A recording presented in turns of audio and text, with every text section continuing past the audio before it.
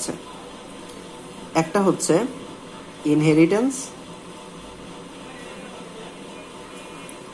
একটা হচ্ছে এনক্যাপসুলেশন, এবং লাস্ট যেটা সেটা হচ্ছে পলিমরফিজম। ইনহেরিটেন্স বলতে কি বোঝাচ্ছে? ইনহেরিটেন্স বলতে একটা ক্লাসের মধ্যে যেগুলো আছে, ক্লাসের বৈশিষ্ট্যগুলোকে এইগুলোর মধ্যে থাকা, সেটাই ইনহেরিটেন্স। এনক্যাপসুলেশন বলতে কি বোঝাচ্ছে? একটা ফিচার এবং সেটার ফাংশন, সেটা মিলে এনক্যাপসুলেশন বোঝাচ্ছে। আর পলিমরফিজম বলতে কি বোঝাচ্ছে? পলি বলতে মেনি, আর মর্ফ বলতে অ্যাকচুয়ালি ফর্ম, তার মানে মেনি ফর্ম। সো তুমি একটা ফাংশনকে ওই টাইপের আরেকটা ফাংশনে কনভার্ট করতেছো, সোজা কথা ওভার রাইডিং করতেছো, অথবা একটা ফাংশনের সাথে আরেকটা ফাংশন অ্যাড করতেছো, সোজা কথা ওভারলোডিং করতেছো। দুইটাই কি তুমি নতুন ফর্ম অ্যাড করলা। এই ফর্ম অ্যাড করাটাকেই বলে পলিমরফিজম। সো হিউম্যানের ক্ষেত্রে আইডিয়াটা দিলাম। সো প্রোগ্রামিংয়ের ক্ষেত্রে কি? প্রোগ্রামিংয়ের ক্ষেত্রে ক্লাসটা ধরো যে একদম মেজর ক্লাসটা, সেটা হচ্ছে একদম মেইন যে ফাংশনটা, সেটা অবজেক্ট ওরিয়েন্টেড হচ্ছে স্ট্রাকচারের বড় ভাই, ঠিক আছে? সো মেইন মানে ওভাবে বলা যায় কেমন। সো এই যে এটা হচ্ছে মেইন ফাংশনের যে ফিচারগুলো, সেগুলা কি ছোট ছোটগুলোর মধ্যেও থাকবে, ছোট ছোটগুলোর মধ্যেও মেইন ফাংশনের একদম মেইন কোর ফিচার যেগুলো ছাড়া হবেই না, সেগুলো থাকবে, ঠিক আছে? বাট সেখানে সেগুলা একা, মানে সেগুলোর মধ্যে আবার ছোট ছোট ভাগ থাকবে। সেই ছোট ছোট ভাগগুলো অ্যাকচুয়ালি হবে অবজেক্ট, সেগুলো ছোট ছোট ভাগ হবে অবজেক্ট। অবজেক্টের মধ্যে দুইটা জিনিস থাকবে, আমি বলছি হাত আর হাতের ফাংশন। অ্যাকচুয়ালি হাত আর হাতের ফাংশন না, অ্যাকচুয়ালি ডাটা, মানে হাত বলতে ডেটা, আর হচ্ছে ফাংশন, এই দুইটা জিনিস থাকবে। ফাংশন বলতে কোনো কাজ করার ক্ষমতা, সো ডেটা আর ডেটাকে নিয়ে কোনো কাজ করার ক্ষমতা, এই দুইটা মিলে হবে এনক্যাপসুলেশন। আর হলো তুমি যদি কোনো ফাংশনকে রূপভেদ করতে চাও, মানে চেঞ্জ করতে চাও কোনোভাবে, দুইভাবে চেঞ্জ করতে পারো, সেই ঘটনাটাকে বলবো পলিমরফিজম। এখন তোমার সুবিধা কি? সুবিধা হচ্ছে তুমি যদি এইখানে ক্লাসটা চিহ্নিত করে দাও, তোমার কিন্তু মেল ক্লাস বুঝাইতে এগুলাকে আলাদা করে বলতে হবে না, ফিমেল ক্লাস বুঝাইতে এগুলাকে আলাদা করে বলতে হবে না, চাইল্ড ক্লাস বুঝাইতে এগুলো আলাদা করে বলতে হবে না। সহজ কথা, তুমি মেইন ফাংশনটা বা মেইন পার্টটায় যদি কমন পার্টগুলো উল্লেখ করে দাও, তোমার যে সুবিধাটা হচ্ছে তোমার বারবার একই জিনিস উল্লেখ করার প্রয়োজন নাই, তোমার প্রোগ্রামটা ছোট হয়ে যাচ্ছে। এই যে ইনহেরিটেন্সের কারণে ছোট হয়ে যাচ্ছে। সোজা কথা, ইনহেরিটেন্সের মাধ্যমে প্রোগ্রামটা ধরো যে, ইনহেরিটেন্সের মাধ্যমে ঠিক না, মানে তাও ওইভাবে বলা যায়, মানে তোমাদের বোঝানোর সুবিধার্থে বলা যায়, ধরো যে 6 লাইনের একটা প্রোগ্রাম, সেটা 1 লাইনে কনভার্ট হয়ে যাবে, ঠিক আছে? জাস্ট বোঝানোর জন্য বললাম, অ্যাকচুয়ালটা একটু অন্যরকম, ঠিক আছে? আচ্ছা, সো এখন অবজেক্ট থাকার সুবিধা কি আর এনক্যাপসুলেশনের সুবিধা কি? অবজেক্ট আসলে মেইন পার্টে কিন্তু আমি রাখি নাই, অবজেক্টের এনক্যাপসুলেশনটাকে মেইন পার্টে রাখছি।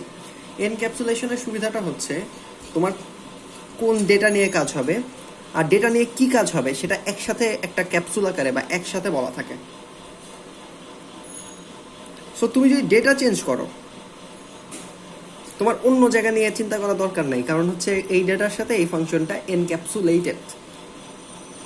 সিমিলারলি তুমি যদি এখানে ফাংশন চেঞ্জ করো, তোমার কোনো সমস্যা নেই, কারণ হচ্ছে এই ফাংশনটা অ্যাকচুয়ালি এই ডেটার সাথে রিলেটেড, অন্যান্য ডেটার সাথে। মানে সোজা কথা, আমরা সি এর ক্ষেত্রে কি করব, ফাংশন আর ডেটা দুইটা হলো স্বতন্ত্র জিনিস, আর এখানে ফাংশন আর ডেটা মিলে একটা এনক্যাপসুলেটেড পার্ট ক্রিয়েট হয়েছে, ঠিক আছে? একটা এনক্যাপসুলেটেড পার্ট ক্রিয়েট হয়েছে। সো তুমি ডেটাও চেঞ্জ করতে পারো, অন্য জায়গায় প্রভাব পড়বে না, জাস্ট এইটুকুই প্রভাব পড়বে। তুমি অ্যাকচুয়ালি ফাংশনটাও চেঞ্জ করতে পারো, জাস্ট এতটুকুই প্রভাব পড়বে। সোজা কথা হচ্ছে তোমার প্রোগ্রামটা চেঞ্জ করা সহজ হবে, তুমি ডেটাই চেঞ্জ করো অথবা কাজ অর্থাৎ ফাংশনে চেঞ্জ করো, তোমার প্রোগ্রাম চেঞ্জ করা সহজ হবে। আরেকটা সুবিধা, আর তোমার পলিমরফিজমের সুবিধাটা কি? পলিমরফিজমের সুবিধাটা অনেকটা ওই ফাংশন চেঞ্জ করার মতোই, মানে ওইটাই, ফাংশন চেঞ্জ কিভাবে করতে পারো সেই সুবিধাটাও তুমি পাবা। এটা তো চেঞ্জ করতে পারবা, একটু বললাম, বাট চেঞ্জ কিভাবে করতে পারবা সেই সুবিধাটাও পাবা। সো অবজেক্ট ওরিয়েন্টেডের কোর কনসেপ্ট তিনটা, এই তিনটা কিন্তু এমসিকিউয়ে আসে। ইনহেরিটেন্স, এমনকি 2 মার্কেও আসতে পারে।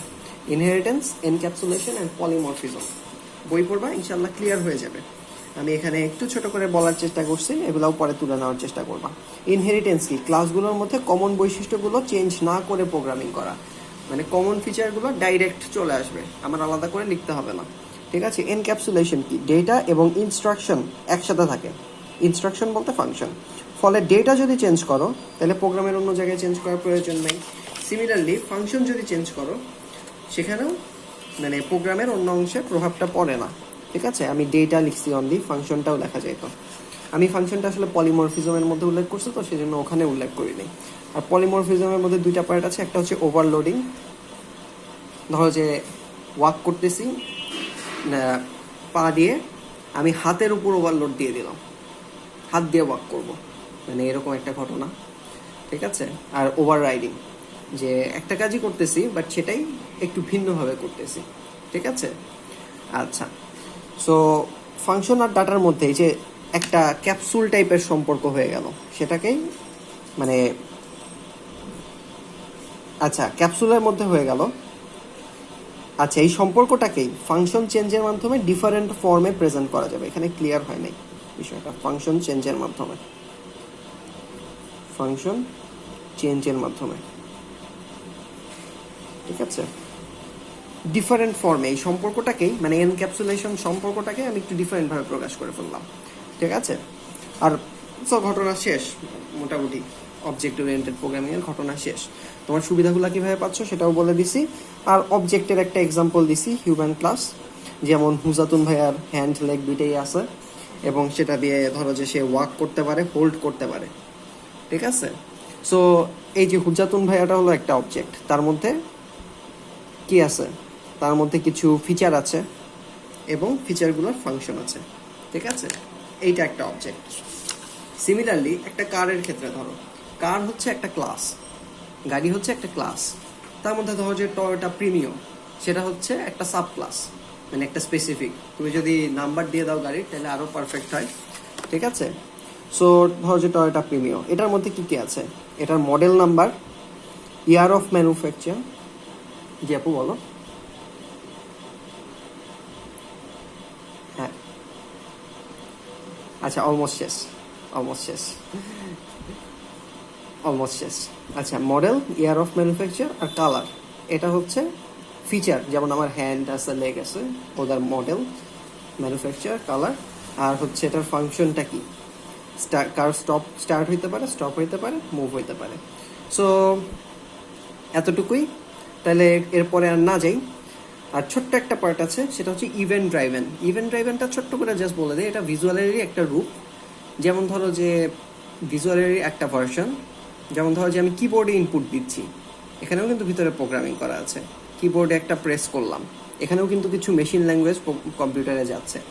সো এখানেও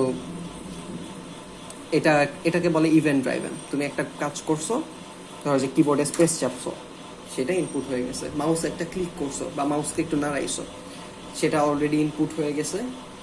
এগুলাকে বলে ইভেন্ট ড্রাইভেন, ঠিক আছে। সো ইভেন্ট ড্রাইভেনেরও ছবিটা দিয়ে দেবো, একটু নামগুলো দেখে নিও।